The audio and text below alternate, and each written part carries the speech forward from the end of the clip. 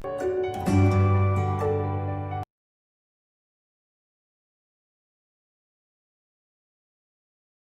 morning, student.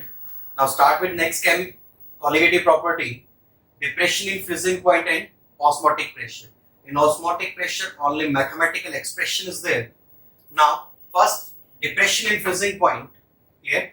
Freezing point can be represented by delta TF, where graphical representation between temperature and vapor pressure. Liquid solution freezes at that temperature and solution freezes at that temperature.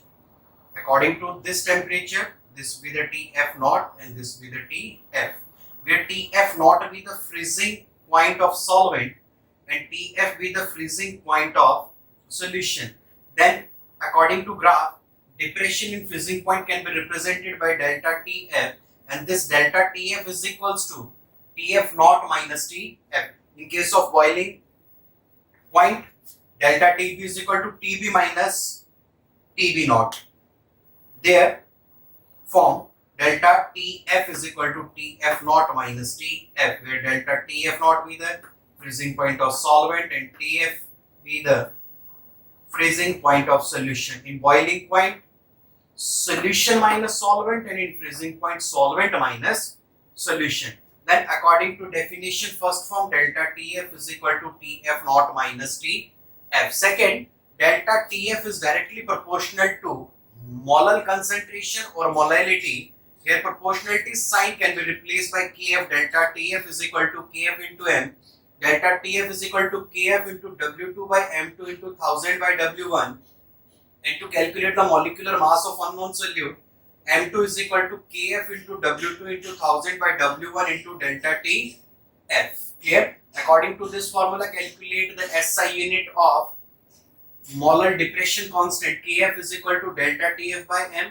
Delta Tf in term of Kelvin and molality mole per kg, again Kelvin kilogram per mole. This Kf is known as molar depression constant. Clear? Another name of Kf is cryoscopic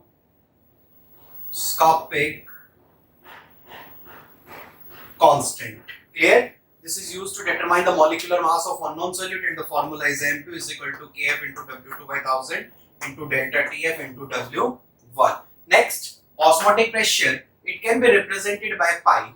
Pi directly proportional to C and pi directly proportional to T, where C be the concentration and T be the temperature. According to definition, pi directly C, pi directly T. Pi proportional to C into T and proportionality sign replaced by R. Pi is equals to C RT, where R be the gas constant, universal gas constant, and its value is 0.0821 liter atmosphere per Kelvin per mole. Clear? When concentration is equal to N by V, where N be the number of moles of solute and V be the volume of solution, substitute the value of concentration here. Pi is equals to N by V into R into T. Clear? Number of moles of solute is equal to weight of the solute by molar mass of the solute. Then pi is equal to W2 by M2 into RT by V, and here this is also known as pi V is equal to nRT. And here to calculate the molecular mass of unknown solute, then M2 is equals to W2 RT divided by pi V. Clear? चारों colligative property के अंदर हमने देखा बेटा कि सभी ने unknown solute के लिए मॉलिक्यूलर मास को डिटरमाइन किया है. यहाँ हमने कंसंट्रेशन से प्रोपोर्शनल किया, टेम्परेचर से किया.